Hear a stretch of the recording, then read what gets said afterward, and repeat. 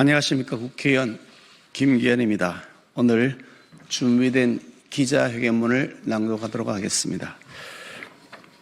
대법원의 신속한 파기자판 판결을 요청합니다. 존경하는 국민 여러분, 그리고 언론인 여러분, 사법부의 신뢰가 뿌리째 흔들리고 있습니다. 특정 사건에 대한 재판이 시작되기도 전에 A 판사는 인용이다, B 판사는 기각이다 라는 결론이 예측되는 경우가 다반사이고, 실제 그 예측이 현실적 결과로 나타나는 경우가 보편적으로 되고 있습니다. 재판 결과가 복불복처럼 어떤 판사가 담당하느냐에 따라 마치 노를 띠듯이 오락가락하는 현상이 비일비재해지고 있습니다.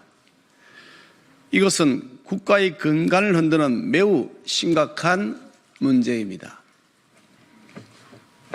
지난 26일 이재명 대표에 대한 서울고법의 무죄 판결은 마치 일반 국민의 보편적 상식에서는 무슨 말인지 해독할 수조차 없는 난수표였습니다. 사진을 확대하면 조작에 해당된다고 하는 주장을 어느 누가 납득할 수 있겠습니까? 또한 지방자치단체장이 자신의 권한으로 자율적으로 판단한 것을 두고 직무유기로 고발한다는 협박 때문이라고 해명한 것은 누가 봐도 거짓말인데, 이것이 다소 과장된 표현일 뿐이지 거짓말이 아니라고 판시한다면 이는 황당무계한 궤변이 아닐 수가 없습니다. 상식을 벗어나도 한참을 벗어났습니다. 판결문이 마치 피고인 이재명 변호인 의견서 같습니다. 이재명 대표 앞에만 서면 비틀어지고 휘어지고 쪼그라드는 사법 정의를 목도하며 나라의 법치가 조롱거리로 전락했다는 사실에 판사 출신 정치인으로서 깊은 자괴감이 듭니다.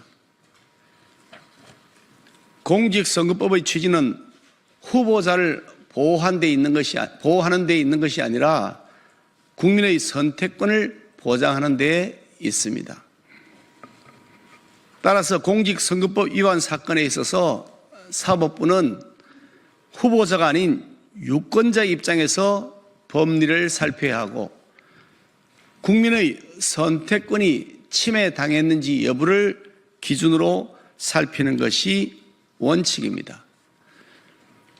이미 많은 대법원 판결에서도 허위사실은 선거인으로 하여금 후보자에 대한 판단을 그르치게 할 수 있을 정도로 구체성을 가진 것이면 충분하다고 판시한 바도 있습니다. 그럼에도 억지스럽고 기괴한 논리로 대한민국 사법부의 위상을 추락시킨 이번 판결은 그 의도성을 의심하지 않을 수 없습니다. 땅에 떨어진 사법부의 위상을 더 이상 이렇게 방치해서는 안 됩니다. 최종 시민 대법원만이 이번 항소심의 법리적 오류를 시정할 수 있습니다. 형사소송법 제396조는 대법원은 원심 판결을 파기한 경우에 그 소송 기록과 원심 법원과 제1심 법원이 조사한 증거에 의하여 판결하기에 충분하다고 인정한 때에는 피고 사건에 의하여 직접 판결을 할 수 있다고 규정하고 있습니다. 같은 형사소송법 제397조는 396조에 의해 파기자판을 하지 아니하는 경우에 한하여 파기환송을 하도록 규정하고 있습니다. 즉 파기자판이 원칙이며 파기환송은 예외적이어야 한다고 하는 것이 입법 취지입니다. 대법원이 파기자판을 하는 경우 그 기준은 대체로 다음과 같습니다.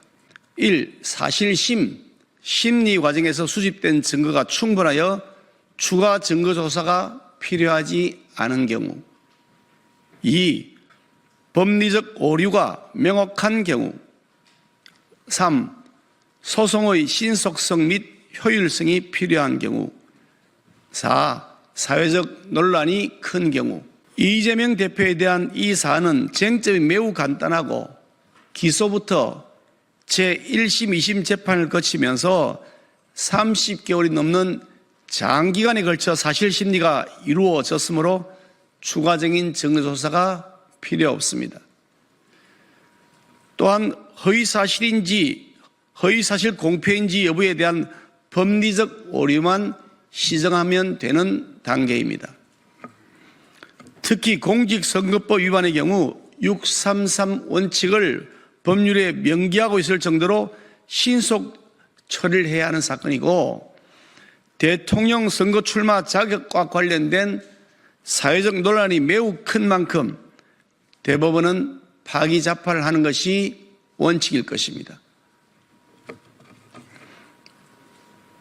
이처럼 이재명 대표의 허위사실 공표에 따른 공직선거법 위반 피고 사건은 앞서 말씀드린 4가지 요건을 모두 충족하고 있으므로 대법원에서는 흔들리는 사법부의 권위와 위상, 신뢰를 회복하기 위해서라도 신속히 파기자판하여 주실 것을 요청드립니다.